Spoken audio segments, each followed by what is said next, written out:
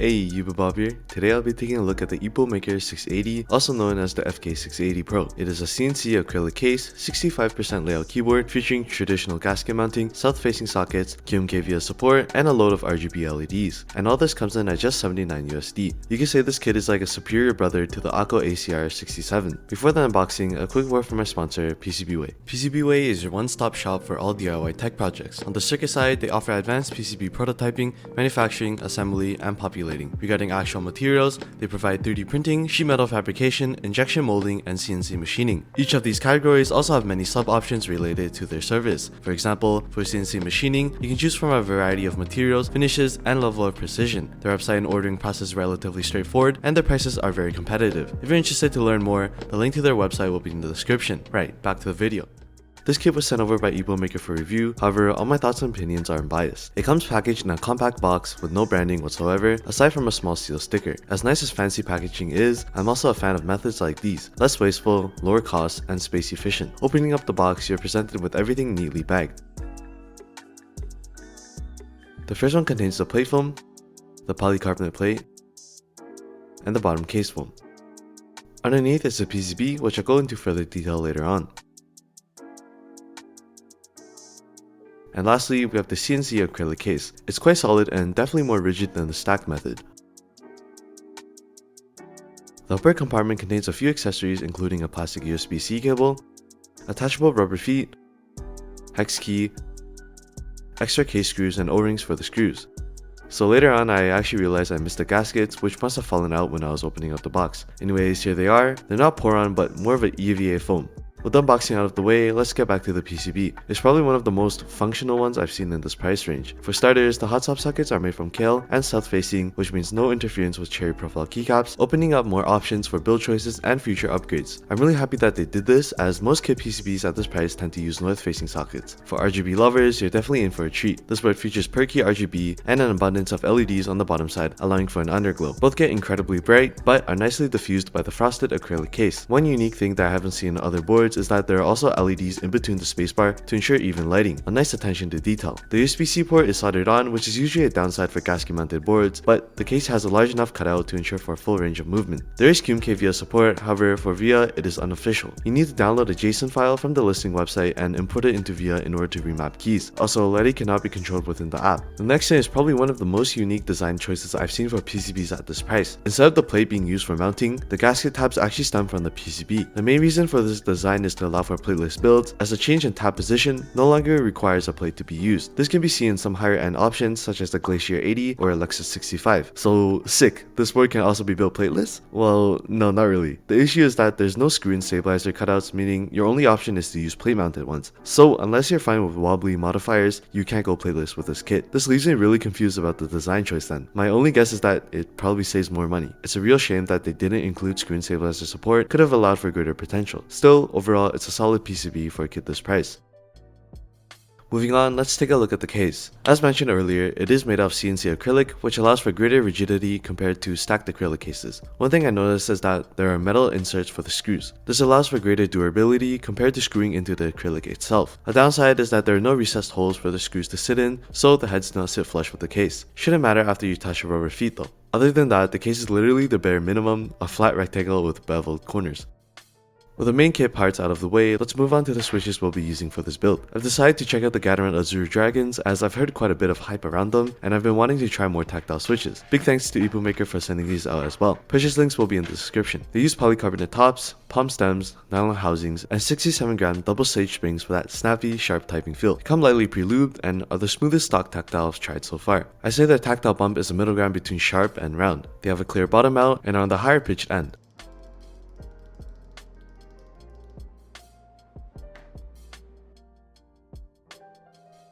Alright, with that done, let's take apart the case and begin the build. Removing the A-bottom screws, the top and bottom come apart. Here's a closer look at the metal inserts.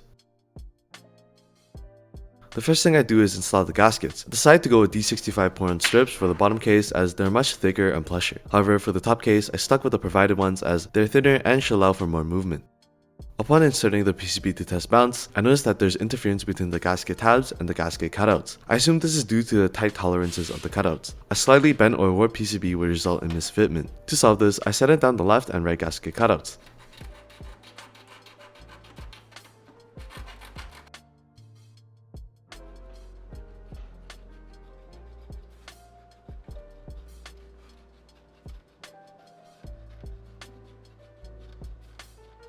The next thing I do is install the lubed Azure dragons on the plate along with some Durock piano stabs.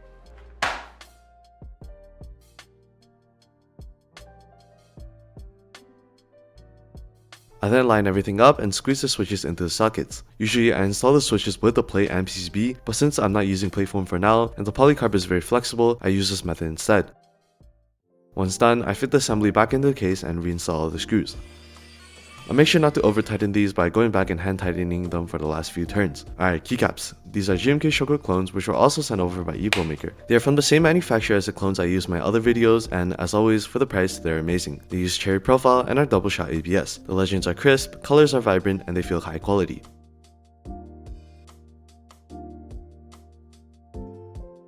With those installed, I stick on the rubber feet and the build is complete.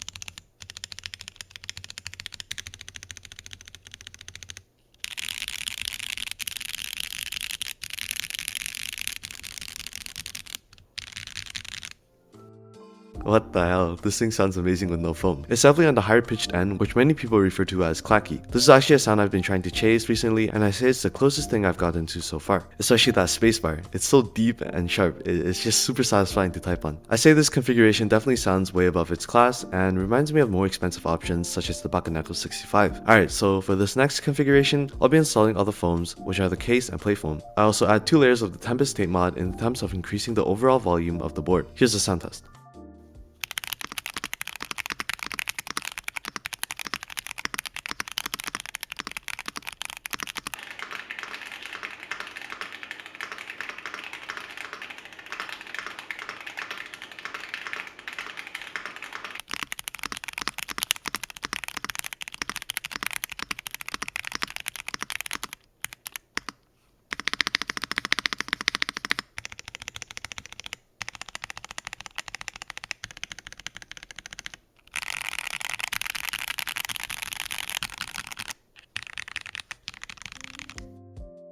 This configuration definitely brings more depth in terms of sound, is much deeper and louder compared to no foams or tape.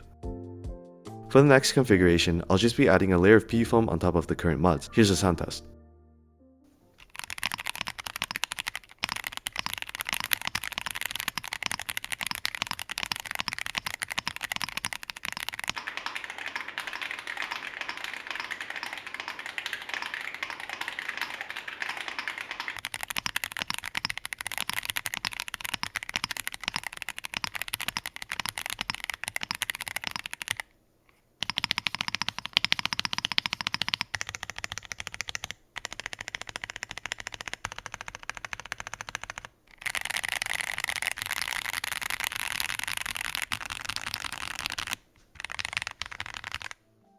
With the PE foam, the pitch is lowered even more and a hint of marbliness is present. For the final configuration, I went to experiment a little. I removed the plate and PE foam but kept the tape mod and case foam. I then removed the top case gaskets to allow for as much room as possible for the PCB assembly to bounce. My idea here was that the case foam reduces any hollowness, the removed top gaskets allow for a higher pitched sound, which should neutralize the deeper sound resulting from the tape mod, yet preserving its acoustic enhancing abilities. My intended result here was to replicate the no foam sound but make it more pronounced.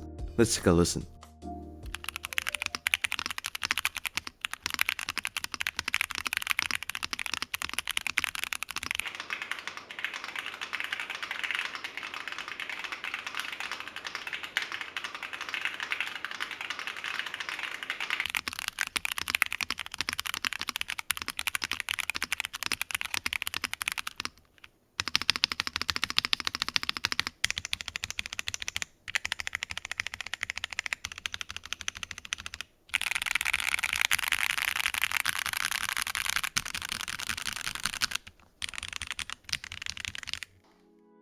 Alright, so that's all the configurations. Definitely let me know which one was your favorite in the comments. Personally, I went back to no foams and currently daily drive the board as is. I can confidently say that this is the board I would recommend for beginners or even enthusiasts on a tight budget. The only other board I can think of that comes close would be the AC66. Consider checking out that video. Anyways, factors like the self-facing sockets, traditional gasket mounting, VS support, CNC case, and incredible RGB all for $79 USD is honestly really impressive. As demonstrated through the sound test, you're able to tune the sound and feel to your liking with just a few simple mods, a freedom which I feel like is overlooked by many. For example, from experience, boards such as the KBD67 Lite or KK65 feel restricting in terms of what you can do to personalize sound or feel. I also wanted to mention that the gasket mounting is not a marketing gimmick like some other budget boards, but is genuinely functional. This presents more hobbyists with a proper chance to try out the unique mounting style. The only downsides I noticed were the lack of screw and stabilizer support, mediocre provided gaskets, and case fitment issues. In my opinion, these aren't really major issues and can be easily addressed. Being said, excellent board, highly recommend you check it out.